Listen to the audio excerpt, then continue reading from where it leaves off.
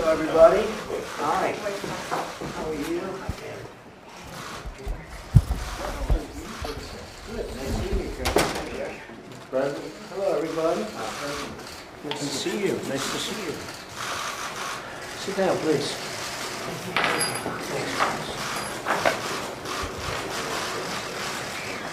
Well, you have a little coverage, huh? Yeah. They must be here for Curtis, I assume. What do you think, mate? Well, thank you all for being here. We're doing a lot of things. A lot of things are happening. Attorney General Jeff Sessions, Secretary Alex Azar, who is really setting the world on fire now, huh? With your lowering of prescription drug prices and a lot of other things you're doing, and we appreciate it very much. A lot of people are seeing it already, what's happening. And especially the lowering of the price of health care. We see what's going on there. It's going to be a tremendous reduction in health care pricing because of what we're all doing together. So great going, Alex. And Secretary Betsy DeVos for joining us. Today we're here with state and local leaders, law enforcement officers, and education officials to discuss how we can make our schools safe and our communities secure. And no better time to discuss it than right now. And I think we're making a lot of progress, and I can tell you there's a tremendous feeling that we want to get something done. And we're leading that feeling, I hope, but there's a great feeling, including at the NRA, including with Republican senators and hopefully Democrat senators and congressmen. I want to thank Curtis Hill for being here, Attorney General. I also want to thank a really tremendous Attorney General. That's Pam Bondi from Florida for being here. Thank you, Pam, very much. Great job you've done there. Yesterday I met with survivors of Parkland shooting. The Parkland shooting is just horrible. So bad for so many people and so bad for our country. Families who have lost their children in school shootings and local community members of Washington, D.C. who want to make sure that every child is safe at school. Having a lot of problems in Washington, D.C. I listened to their heartbreaking stories, asked them for their ideas, and pledged to them that we will take action, unlike for many years where people sitting in my position did not take action. They didn't take proper action. They took no action at all. We're going to take action. Today we want to hear from you on how we can improve physical security in our schools, tackle the issue of mental health, which is a very big issue. This person that was caught after having killed so many people, 17, and badly injuring so many others. People don't talk about the injured, and they have to go through life with that horrible, horrible situation that they were put in unnecessarily. People don't talk about that. The people that are so badly, I visited them in the hospital in Broward County, and these are injuries like people wouldn't believe. And we want to ensure that when we see warning signs, we act quickly. When we have somebody that's mentally unstable, or like this guy that was a sicko, and with a lot of warning signs, a lot of people were calling saying, hey, he's going to do something bad. People have to act. As I said last week, we must work together to create a culture of our country that cherishes life and fosters real human connections. We're also working to reduce violent crime in America and to make our communities places that can be totally safe for our children, for our families.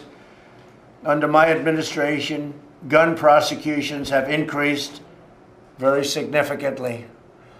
The Attorney General is very, very much after that, and we're also after the gangs. The gangs have been incredible. MS-13, I see where a couple of commentators that are lightweights said, oh, MS-13, who talks about that? That's only talked about on Fox. No, that's not talked about on Fox. That's talked about in communities where they're killing people. Not necessarily with guns, because that's not painful enough. This is what they think. They want to do it more painfully, and they want to do it slowly. So they cut them up with knives. They don't use guns, they use knives, because they want it to be a long, painful death to people that had no idea this was coming. And we're getting them out by the thousands, putting them in jail, and we're getting them out by the thousands. And our people from ICE and our Border Patrol people are much tougher than they are. That's the only thing they understand, by the way, is toughness. They don't understand niceness. They understand toughness. And our people are much tougher. They go in there, they grab them by the neck. There's no games being played. And I let them know that's what we want. We need tougher people than they are. And our people are a lot tougher than they are. So we're working on getting violent offenders off the streets and guns out of the hands of the dangerous criminals. There's nothing more important than protecting our children. We had a really incredible meeting yesterday with some of the families that have suffered so gravely in different places, not only in Florida. As you know, Columbine, and it was a very sad situation. But I will tell you, background checks. I've called many senators last night, many congressmen, and Jeff and Pam and everybody in this room. I can tell you, Curtis, they're into doing background checks that they wouldn't be thinking about maybe 2 weeks ago. We're going to do strong background checks. We're going to work on getting the age up to 21 instead of 18. We're getting rid of the bump stocks. And we're going to be focusing very strongly on mental health, because here's a case of mental health. Part of the problem is we used to have mental institutions, and I said this yesterday. We had a mental institution where you take a sicko like this guy. He was a sick guy, so many signs, and you'd bring him to a mental health institution. Those institutions are largely closed because communities didn't want them. Communities didn't want to spend the money for them. So you don't have any intermediate ground. You can't put him in jail because he hadn't done anything yet, but you know he's going to do something. So we're going to be talking seriously about opening mental health institutions again.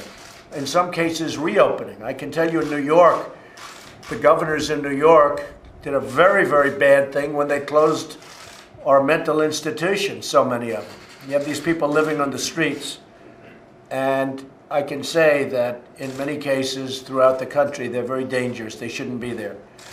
So we're going to be talking about mental institutions, and when you have some person like this, you can bring them into a mental institution, and they can see what they can do, but we got to get them out of our communities. So with that being said, I'd like to ask the very talented people around this table to just introduce themselves quickly and say a few words, and maybe we can start off with Pam Bondi. Pam, Thanks, President. thank you. I'm Pam Bondi, Attorney General of Florida, and Mayor, thank you. I know you're going through a lot now. President, she was there that night with me. I think you were there with me until 3:30 in the morning when all these families were being notified, and it was horrific. So I know you've been through a lot, so thank you so much. Great job. I have a couple issues that I'll wait and do. I'm talk about them now. Talk about them. Later. You can talk. Well, one, it addresses some of the things you said. In Florida, it's called the Baker Act, but it's our Civil Commitment Act, and it's weak, and it's about 1,000 pages long. And I've had my Solicitor General on it for 3 days now, working on it. We're rewriting it along with Governor Scott, who's you're going to meet with him. He's going to give you a ton of good information. We've been rewriting it, and we are going to bring in something called the Gun Violence Restraining Order. So if someone is civilly committed, typically you can hold them for up to 72 hours, but people are getting out within 24 hours, the majority of them.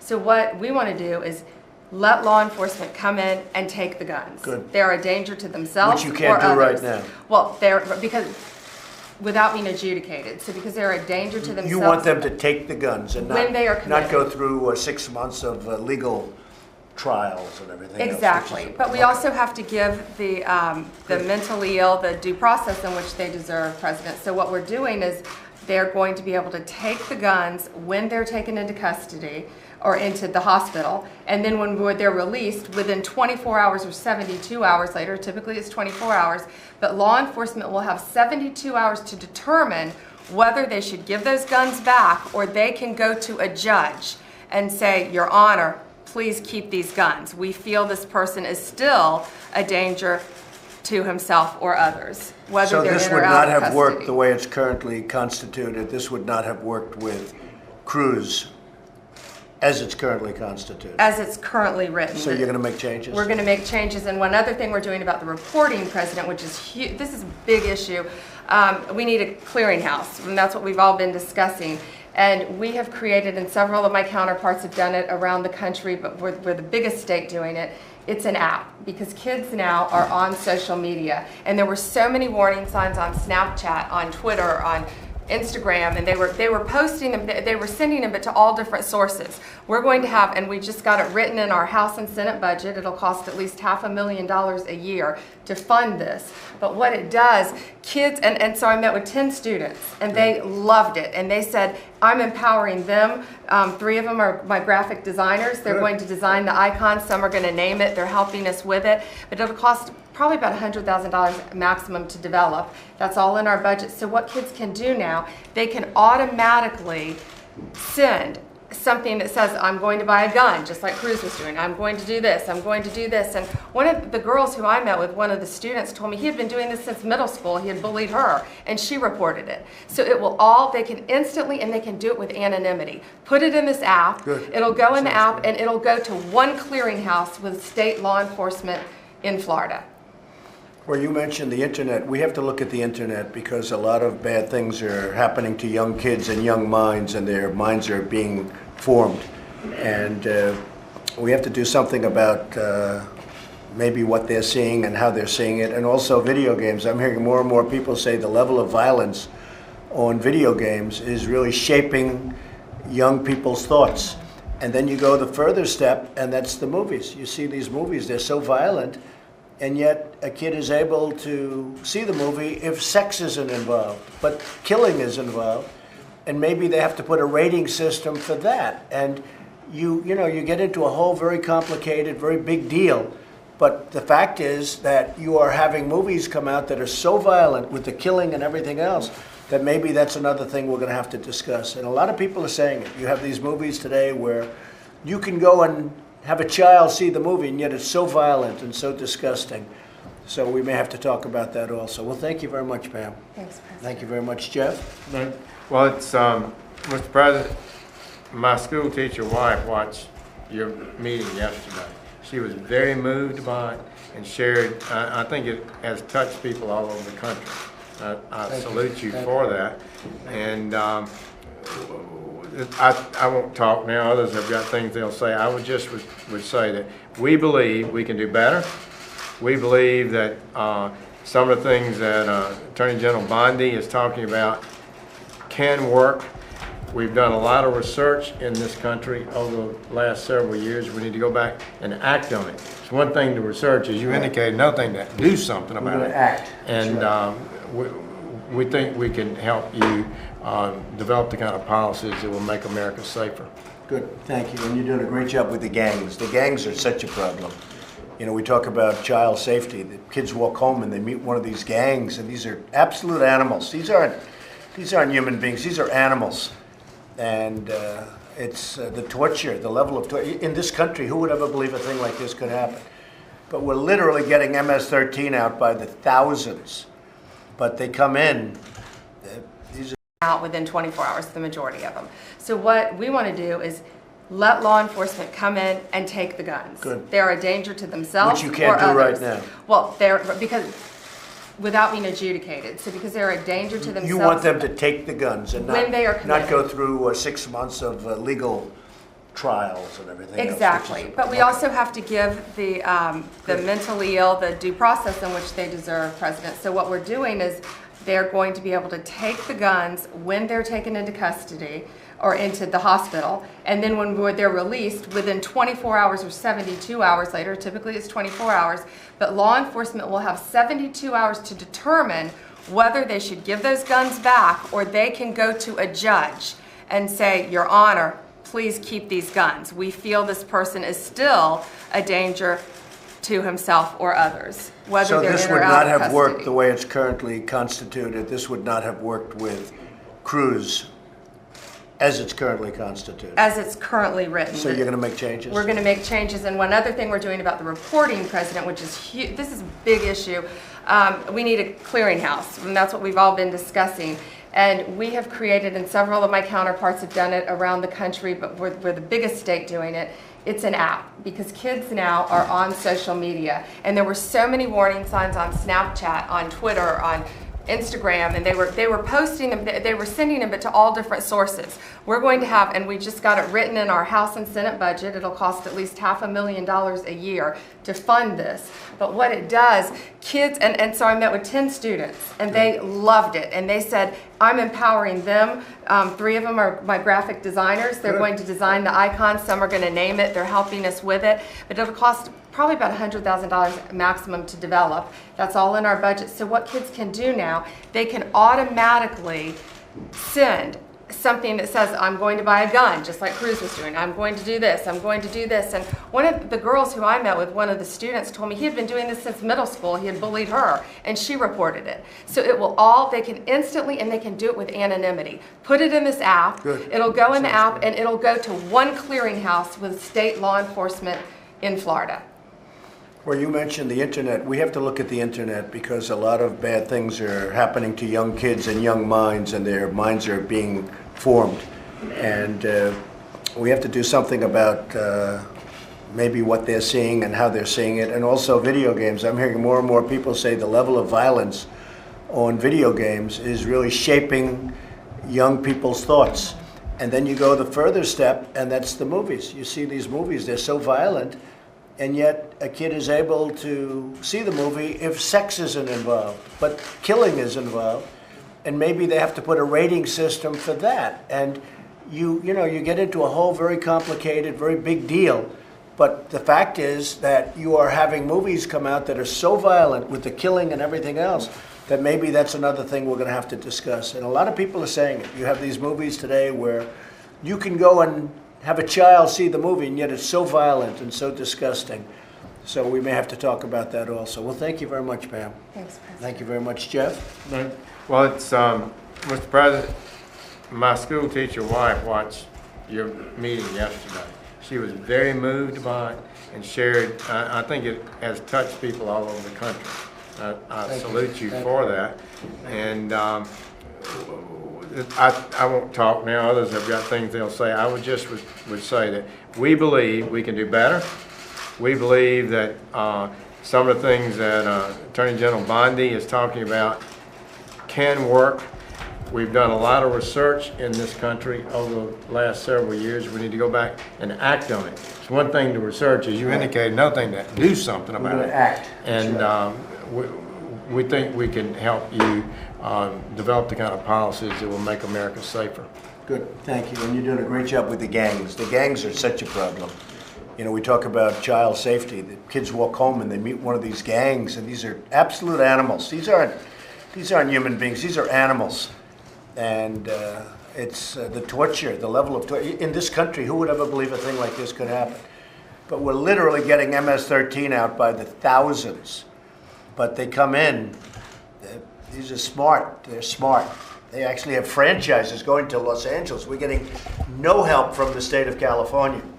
I mean, frankly, if I wanted to pull our people from California, you would have a crime nest like you've never seen in California. All I'd have to do is say, ICE and Border Patrol, let California alone. You'd be inundated. You would see crime like nobody's ever seen crime in this country. And yet we get no, but we're literally getting MS-13 out by the thousands. But they come in. These are smart. They're smart. They actually have franchises going to Los Angeles. We're getting no help from the state of California. I mean, frankly, if I wanted to pull our people from California, you would have a crime nest like you've never seen in California. All I'd have to do is say, ICE and Border Patrol, let California alone. You'd be inundated. You would see crime like nobody's ever seen crime in this country. And yet we get no help from the state of California. They are doing a lousy management job. They have the highest taxes in the nation. And they don't know what's happening out there. Frankly, it's a disgrace. The sanctuary city situation, the protection of these horrible criminals, you know, because you're working on it. And the protection of these horrible criminals in California and other places, but in California, that if we ever pulled our ICE out, if we ever said, hey, let California alone, let them figure it out for themselves, in 2 months they'd be begging for us to come back. They would be begging. And you know what? I'm thinking about doing it. Yes, sir. Go ahead. Yes, sir. Charles McDonald, Mr. President, it's a pleasure to be here. I thank you from the bottom of my heart for your support, certainly for all the sheriffs in North Carolina, if not all of law enforcement. Well, Congressman Meadows is a big fan of yours, that I can tell you. You know who I'm talking about, right? Thank you, sir. Good man. I've been very impressed, Mr. President, with a lot of the ideas I've heard just since before you came in, actually, and I do think mental health is a serious issue. It's affecting us across the nation. I know it is in North Carolina. I appreciate your courage, sir, to talk about the fact that I do think there is a place for properly trained people in certain areas as well. I think multi-layered, like an onion, security's got a lot of facets, and I believe that you've got certainly the courage and leadership to bring all of this together. I know there's a lot of good ideas out there. I think they all need to be listened to, but it's going to take a lot of courage on the part of leaders, I think, in this nation to bring the community together to help them do the things that they really want to do in their heart, but maybe haven't had the courage to do yet. Thank you, sir. Thank you, Sheriff. It's going to take a lot of political courage, you're right. Yes, sir. A lot of political courage. Some of it won't be politically correct, but time for political correctness is over. We have to get this problem solved. So you're right about that. Thank you, Sheriff. Yes, Rick. Mr. President, Rick Sanders, Commissioner of the Kentucky State Police, and much like Florida, we went through this last month. We had a school shooting at Marshall County High School. And, you know, we're going to hear a lot about what we can do in the future to help protect our children. What I'm concerned with is what are we going to do now to protect our children? And there's going to be a lot of debate, but I applaud you, sir, for having the courage to bring together law enforcement, mental health professionals, and educators all sitting around this table to decide together what we need to do. I'm real curious to hear what Attorney General Bondi continues to do in Florida. I think the gun violence restraining order is critically important. And I also think that we as law enforcement, we need to create a database in our fusion centers where we can take information that we have on students that may be a threat and put that into a database so that the FBI can share with local law enforcement and state police, and we all have that information that we can act upon. And more importantly, I think there should be something coming out of that we did something with it. And it didn't just lay there, but we took that information and we actually acted on that. And that's something I'm very interested in pursuing. Thank you, Rick. The federal government is really going to be a coordinator between all of the states so that you give information and other states will have that information. Otherwise, there's no way of getting it. Yes, sir. So we'll be doing that. And I have to say, the states are starting to act. Florida, as an example, your state, a lot of states are starting to act on their own. They don't necessarily need 100% from the federal government. Federal government's going to help a lot, but a lot of states can do some of the things that I'm talking about on their own. And I really implore them to do it, and to do it as quickly as possible, as you understand. And Thank you. Governor Scott is president. Wait till you see what Governor Scott is about to release. Governor Scott is a great example. It's great. He's going to do a lot of things, and again, there'll be coordination with the federal government, but the states can do a lot of this work on their own and get it done very quickly. Paula? Yes, I'm Paula Stone, and I'm a mental health professional, although I now work for the Department of Human Services in the area of making sure that mental health services are provided to the citizens of Arkansas. And so I think what you said about early warning signs is very important to note, and access to appropriate services. And training educators, there's programs called Mental Health First Aid where educators can be trained at how to identify those early warning signs and making sure that those services are easily accessible, because access is a problem. If somebody has to leave the school grounds and go to a clinic, wait for an appointment, then you've lost all that time. If you can have mental health professionals that are located in schools, co-located with physicians, in places where people go into the community, so those people are identified with those needs and get those services very quickly before it gets to the point of having some significant needs. Mental health professionals also, for people that have more significant needs, can wrap around the whole families, because a lot of times the families are asking for help, but they haven't gotten that support. There may be stigma, there may be access issues. You want to make sure that all of those services are there, readily available, that there's no stigma to those services, and that they can have those. And then we were talking down at this end of the table a minute ago about then when it gets to the point where somebody's scared or somebody gets arrested. We are starting crisis stabilization units in our state. And other states have used crisis stabilization units, and our Governor Hutchinson has given some funds for us to start them in our state. They are units which is not just mental health, but it's a partnership between the county, the mental health agency in that area, and the law enforcement. So when law enforcement is trained with crisis intervention training, they can identify people when they arrest them that they have a mental illness, that they're having a mental health issue. Instead of taking them to jail, where they wouldn't receive that treatment or where it'd be very difficult for them to be screened, they can take them to the crisis stabilization units. They can hold them there for 72 hours. They can do screenings, they can begin treatment, and then they can make sure that they get filtered into the right treatment. Also working with the judiciary and the law enforcement officials. It's a partnership, a collaboration with them all. Thank you, Paul. Say hello to the governor. He's a great governor. He has done a great job. Alex? Well, Mr. President, as you know, you last year had identified serious mental illness as one of the core priorities at HHS. That's right. Already. And that involved funding and also involved creating the interdepartmental coordinating committee around serious mental illness to pull all the resources of the federal government together around these issues. And I've enjoyed the discussion so far this morning with these experts around some of the areas of how we're building our future agenda here to really tackle these issues of serious mental illness around the issues of violence. One of those areas is education. What can we do better to assist educators and parents and first responders on dealing with serious mental illness situations? Second is, what can we do around screening and identification of those at risk for serious mental illness? The third is treatment, both preventive treatment for those who are recently diagnosed, but also those who are in imminent risk of danger to themselves or others. And that might involve involuntary issues, as we talked about earlier. How can we be of assistance there to get people the care that they need to live fruitful and good lives, but also be safe? The fourth is community engagement. So often serious mental illness is part of being disengaged and disconnected, and how can we reconnect people or keep them connected? And then finally is research on the next generations of therapies. What can we in the federal government do to help bring the research and next generation therapies for mental illness to the table for people? That's great, Alex. That's great. Thank you very much. The mayor of Parkland, Florida has suffered greatly, seen things that you never thought you would ever be a part of or seen. And I just want to say, Christine, on behalf of all of us, you have done a great job. Thank you so much, Mr. Given President. a rough hand, but you have done a great job. Yeah, I would Thank just you. first of all like to say thank you.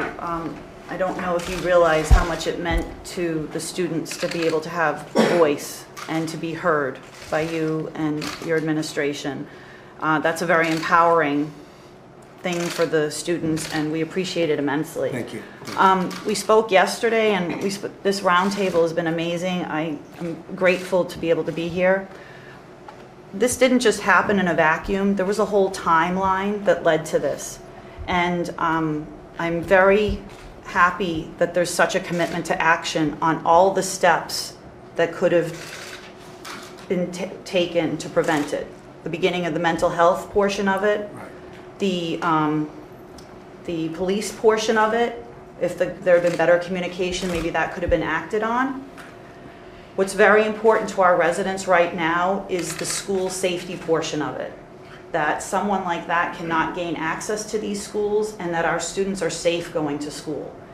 And it's very important that we act on that as quickly as possibly, because that is where parents and the students are afraid right now. And then on the end, how did somebody like this person get access to that kind of firearm? And I think what Pam Bondi's working on is wonderful, and thank you so much for allowing us a seat at the table and for really listening and being committed to action. I think that makes us all very hopeful. Well, thank you, and I'm so sorry for what you've gone through. Few people will ever go through what you've gone through over the last week, and we really all appreciate it. You've been an incredible mayor in a time when they need, really, right now, a very incredible mayor. The amazing thing about Parkland, which I know, Florida is a special place that I know very well, this is probably the last place in this country where you'd think a thing like this could happen. We were safest city. Yeah. We're one of the safest cities. Yeah. The message is, if it can happen here, it can happen anywhere. And it's very important that we do everything we can to secure our schools so that the students feel safe there and the parents feel safe sending them there. Yeah. Thank you, Mr. President. Thank you very much, Christine. Andrew? Well, Mr. President, we had a really great conversation, and I want to leave more time for the other participants to discuss. We can brief you later on Okay, more good. of the great ideas and issues that these leaders have talked about, Good. particularly as you continue to lead this discussion Thank and you. prepare for your conversation with the governors. So. Thank you, Andrew. And Kellyanne Conway, though, I'll have you say, I think most people know Kellyanne. She's become a pretty big star. What do you think? Big star. Pretty big star. I think the best, right? Would you like to say something? Because I know it's a very important issue for you personally. Yes, sir. Thank you for yesterday and today. And the one thing I would mention, because we heard it from the mayor before you walked in the room, we heard it from Mr. Scott yesterday, whose daughter, Rachel Joy Scott, was the first fatality at Columbine 19 years ago, is this lack of connectedness for our youth. And some of the social media outlets you mentioned didn't even exist in 1999. But it is this lack of connectedness, and I think that's a whole other type of stigma and silence that needs to be cured in our society. We all have a role to play there. There's an entire spectrum of actors. We should watch our words and our actions and realize that there are many different causes and symptoms and consequences, obviously. But at the same time, if we're focusing on youth, we need to focus on all youth and the ability for them to feel that they are connected. That is not with respect to any one individual. It's just, I heard it very clearly from Mr. Scott yesterday, very clearly from our mayor, and very clearly from the President of the United States moments ago. Thank you very much for being a leader on this, Mr. President. I think that you have a great opportunity to join with the nation and help them to heal and to move forward in a way that shows not just resilience, but great resolve, and not just talk, but action. I'm very grateful that you're president at this time. Thank you. Thank you very much, Kellyanne. Patrick. Mr. President, Patrick Neville, Colorado House Minority Leader and also a former Columbine student who was there that day. Thank you for your leadership on this issue. You're absolutely right. I read some of your comments from last night, but we have to find a way to let good people defend our students. We can't let criminals think that this is going to be an easy target for them to enter their schools and injure our students. We have to find a way to harden those targets so that our students aren't sitting ducks. Furthermore, I think that we do have some good programs to model off of. The Safe to Tell program in Colorado has been wildly successful. That's similar to what Pam Bondi was talking about. It can be used not just for school violence actions, but it can also be used for suicidal ideations and other things of that nature. But that's what I think we have to do immediately. But I think we also need to realize too, it's not just about the guns. My experience is pretty unique in Columbine that there was also 2 propane tanks that were supposed to be a bomb that was going to go off. By the grace of God, that didn't happen. But there are other ways that people can commit these atrocious acts. So I appreciate your approach on this by listening before just reacting. Well, I appreciate what you're saying, and I've watched you and read about you, and you have a great story, where you came from, and you're doing so fantastically well right now. But I happen to agree with you. We have to harden our schools, not soften them up. A gun-free zone to a killer or somebody that wants to be a killer, that's like going in for the ice cream. That's like, here I am, take me. We have to get smart on gun-free zones. When they see it says this is a gun-free zone, that means that nobody has a gun except them. Nobody's going to be shooting bullets in the other direction. And they see that as such a beautiful target. They live for gun-free zones.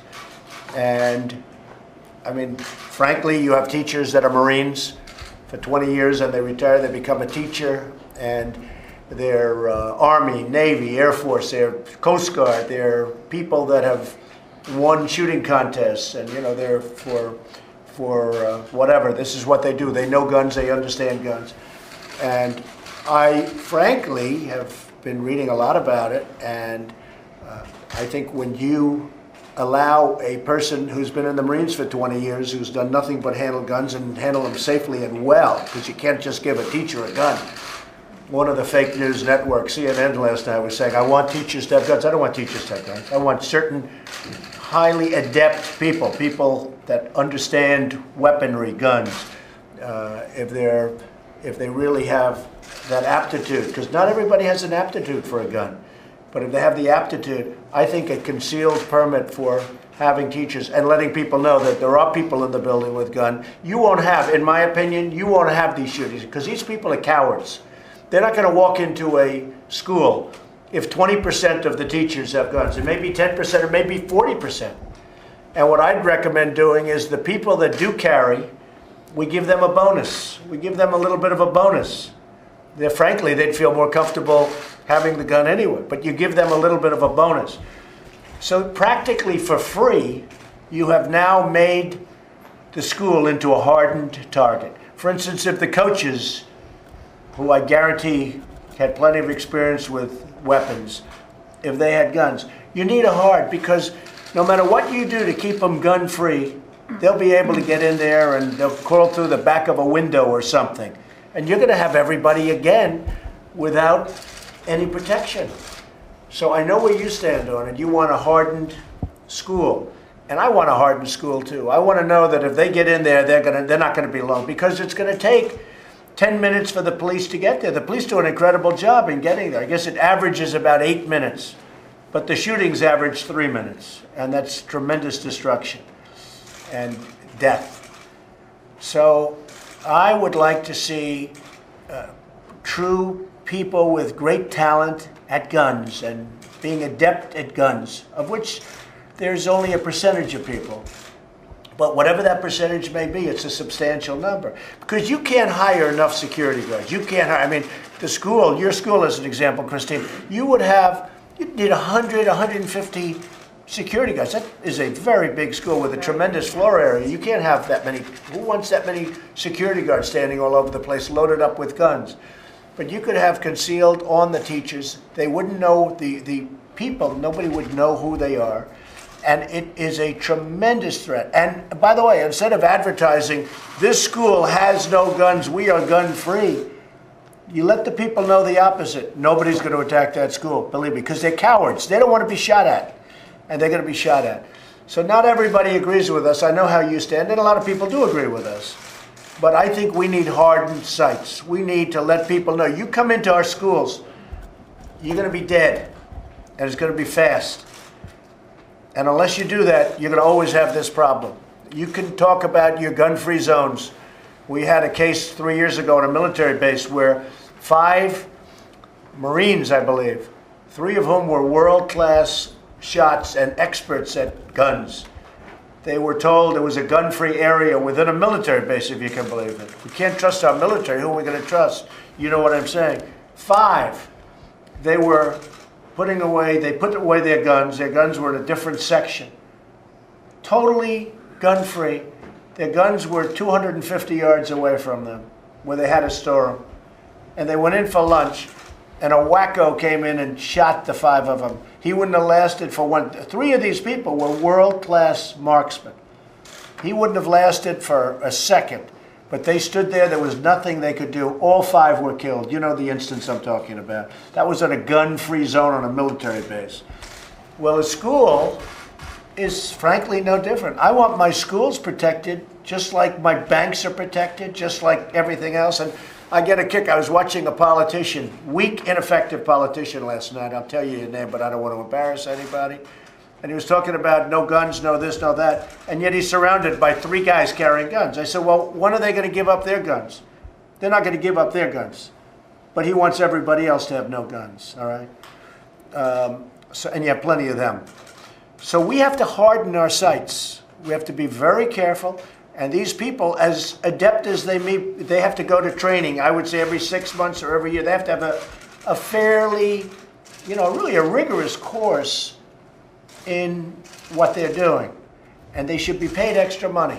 Those teachers should be paid extra money. So they get a bonus, and they'd love getting that bonus too. And it would be much less expensive than the guards. It wouldn't look bad. If you have guards, it looks like you have an armed camp. That would look terrible. Because people are talking, we're going to put a lot of security guards in the buildings. It would look terrible. And it would be much more effective. But I'll tell you what, if you harden these sites in that way, or some other way in a similar fashion, not only teachers, coaches, there could be other people that work in the building. If you hardened the sites, you're not going to have this problem, because these guys who lack courage will never go into those schools. Those schools are going to be safe. But when you say a school is gun-free, it's got no guns, no nothing, it's gun-free, boy, that's what they want to hear. So I agree with you, Patrick. Strongly agree with you. Fred Kittle from Bartow County Schools in Bartow County, Georgia. First, so my mom doesn't whoop me, thank you for March 29th for the veteran. She's a Vietnam widow, and my uncle's a wounded veteran, former police chief in Bossier City. What we're doing in our, I've got to thank Clarence Roby of BNS, who's, as you know, school boards. We have regular jobs and do this on the side.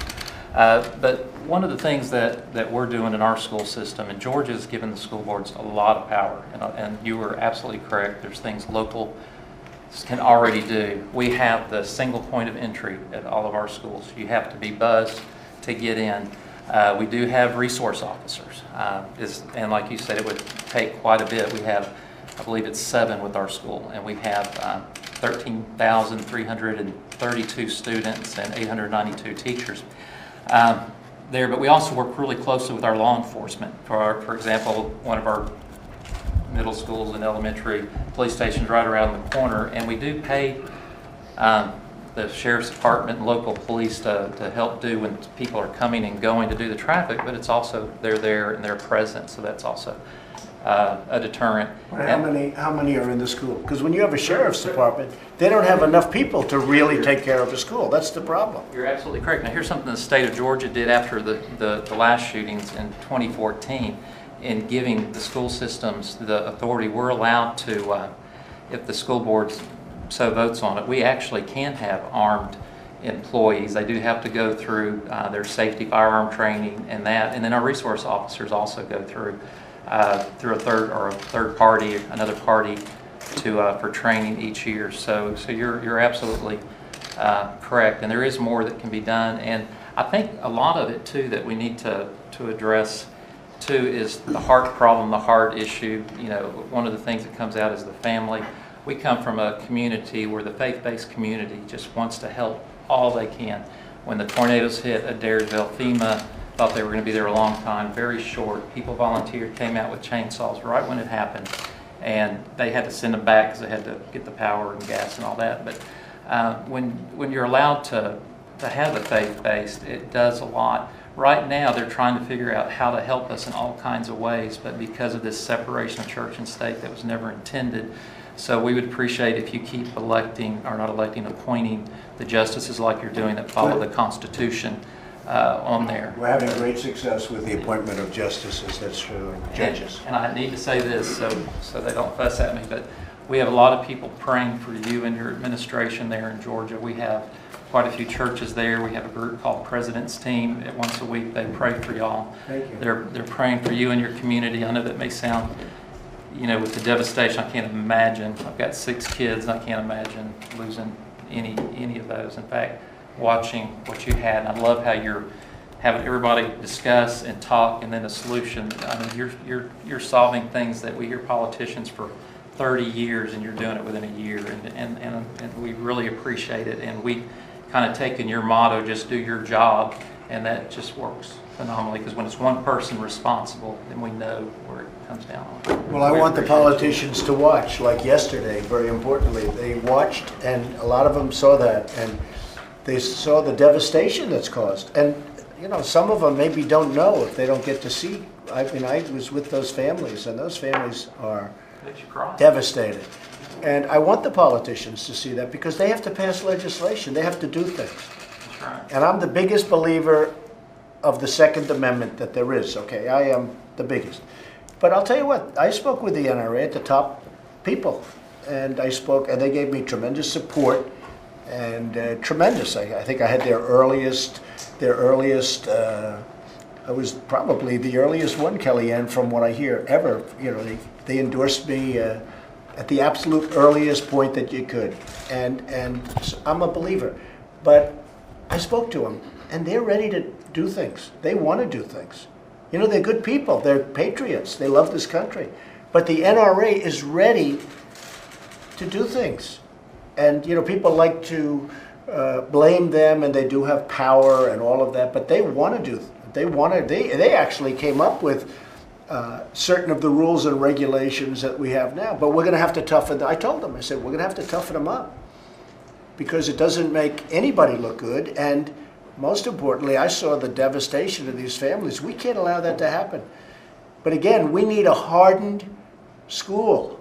But we want to harden it without having everybody standing there with a rifle. I don't want that either, because that's no good. That sets a lot of bad signals. Like, as an example, I'm watching John Kelly, General John Kelly. So he's a 4-star Marine.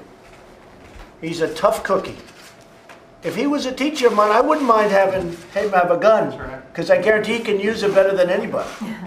There's no security guard you're going to hire that's going to handle a gun better than him. So if he's a teacher, and if other friends of his from the Marine, if they're teaching, or other people like that, I want them to have a gun.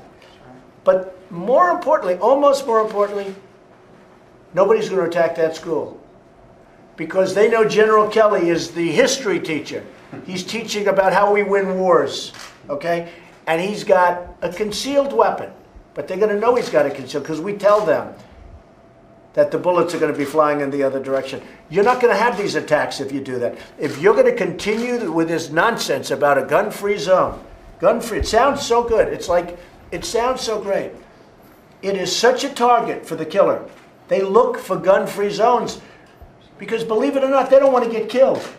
And we are a soft target, you know, so are movie theaters and that. Well, look at the guy in Florida. He tried to escape with the other, right? He had a great policeman caught him in a different community. Right. But he actually escaped. He didn't want to get shot.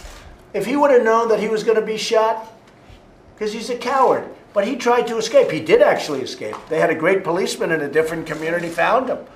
So that's what we need. One of our board members did ask me to ask you, however, when we're looking at all these solutions, and we all know that the kids are precious and we need to do whatever we need to do. But at the same time, one of the things that hurts our systems a lot is when we come up with these unfunded mandates, we'll suddenly have something that, you know, that we have to do and we don't necessarily have the money. So if it is something on the federal level, we would like to make sure that it's funded, because we've already had to go to a different block schedule. It cost us 30 teachers, and you know, we don't want to. You know, this isn't so much about funding. This is more about common sense. I mean, the money we're talking about, I mean, what I'm talking about is going to save money. Everybody that agrees on a hard target, they're all talking about having 50 security guards standing all over the school, which is, you know, going to be very not nice for the students. I'm talking about something where they're there anyway, where they get a little extra money because they happen to carry, where they go for training every year. I mean, we're talking about rules and regulations for purchasing. We're talking about changing an age from 18 to 21. I mean, so they buy a revolver, a handgun, they buy at the age of 21. And yet, these other weapons that we talk about, that some people don't like, they're allowed to buy them at 18. So how does that make sense? How does that make sense? So I say that it should all be at 21. But we're not really talking about money. We're talking about common sense. And it's a great thing. And the NRA will back it. I really feel very confident. The NRA will back it, and so will Congress, and so will the Senate. We like to not focus on just the tool. You're also focusing on like mental illness and other issues and family. No, focus on mental illness. You got to focus on mental illness. It's a big factor. But in addition to mental illness, we have to harden our schools. We have to make sure, in a way that doesn't look like they're hardened. But we have to let the bad guy know that they are hardened. There's not going to be no, we don't want to have a secret. Say, you come in here, you're not going to last long. You do that, you're not going to have a problem. Betsy, thank you. Thank you, Mr. President. Thank you so much for your leadership on this. The session yesterday was difficult and very moving, but very important. I really appreciate our focus on both protection, but also on prevention. And I think particularly about this issue of connectedness. And I think of all of our teachers and what tools can we give them, what practices that they can do daily, weekly, bi-weekly. I heard a great story about a teacher following Columbine who now every 2 weeks asks her students to make a list of 5 students that they'd like to sit by next week and 5 students who might like to sit by them. And by this simple act, regularly done, she is able to detect a pattern if there's a child that is on the outside. And this is a simple practice that can be implemented tomorrow, today. So I just really, my heart goes to the teachers who in some cases feel powerless, but I think we can help them and empower them with tools to notice these things. Thanks, Betsy. Thank you. Thank you. Pam? Mr. President, I'm Pam Stewart. I'm the Commissioner of Education for the great state of Florida. Right. And it was a terrible tragedy. I appreciate so much your willingness to visit the victims and their families and to hear from students and parents yesterday, as well as convening this group today. Thank you. Thank you. The governor of Florida, Rick Scott, as you know, was in Parkland and has spent a great deal of time there. He also asked that we convene 3 roundtables, which we did on Tuesday, one on public safety, one on mental health, and one on school safety. I moderated the one on school safety. We discussed mental health. We discussed the policies and practices that need to be in place. We discussed the hardening of the building. And so many of the issues that have been brought up came up when we talked. Secretary DeVos has just mentioned one of those, which is what we would call Tier 1 social emotional issues, where that needs to be a practice where we are helping students feel connected so that we don't reach that point of Tier 3 or Tier 4 where we've got to have the mental health services to intervene on individuals like that individual. Practices being in place, we are required to have a fire drill in schools once a month. We are not required to have active shooter drills. And so a practice like that, where you put something like that into place. But active shooter drills is a very negative thing. I'll be honest with you. I mean, if I'm a child and I'm 10 years old and they say, we're going to have an active shooter drill, I say, what's that? Well, people may come in and shoot you. I think that's a very negative thing to be talking about, to be honest with you. I don't like it. I'd much rather have a hardened school. I don't like it. I wouldn't want to tell my son that you're going to participate in an active shooter drill. And I know some of them actually call it that. I think it's crazy. I think it's very bad for children. And I think calling it something else is something important. The student that served on our committee felt that it was important that he and other students would know what to do in an emergency of this type, so that they would know where to go, how to get out. Things like hardening the buildings so that there is, as the mayor has said, one point of entry. Having plans that are developed that have minimum standards that are established.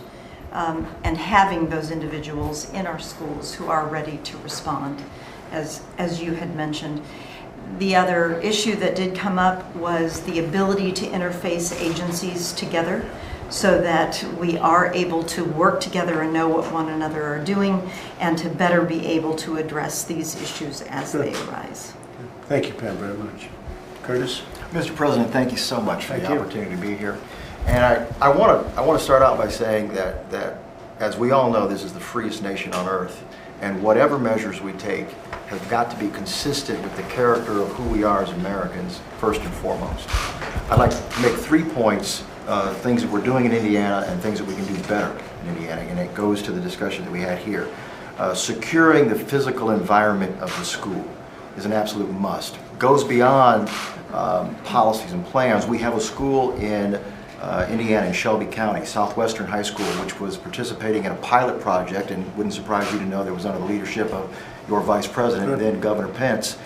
Through this program of innovation and technology in connection with the Indiana Sheriff's Association, the school created a model for security. And in this security, not only do we have bulletproof doors, bulletproof glass, we have containment zones. When the students are in the classrooms, the doors are locked. So we don't have to go up and lock them from the outside. And Mayor, we talked about that earlier. That was a concern you had and how that's done. This is all done automatically. The school is wired directly, securely to the Sheriff's Department 10 miles away. So the Sheriff's Department can monitor in real time what's occurring. Each teacher has a key fob so that when something occurs, they can communicate effectively and immediately with someone off-site. And the most Do you have anybody inside with a gun that can take on the man that's right outside the door, that, by the way, can shoot right through the steel doors as they did in your school? Well, Those that's- bullets went right through those steel doors like they were butter. That's a part of what's necessary, but I can tell you this, what else they have are countermeasures.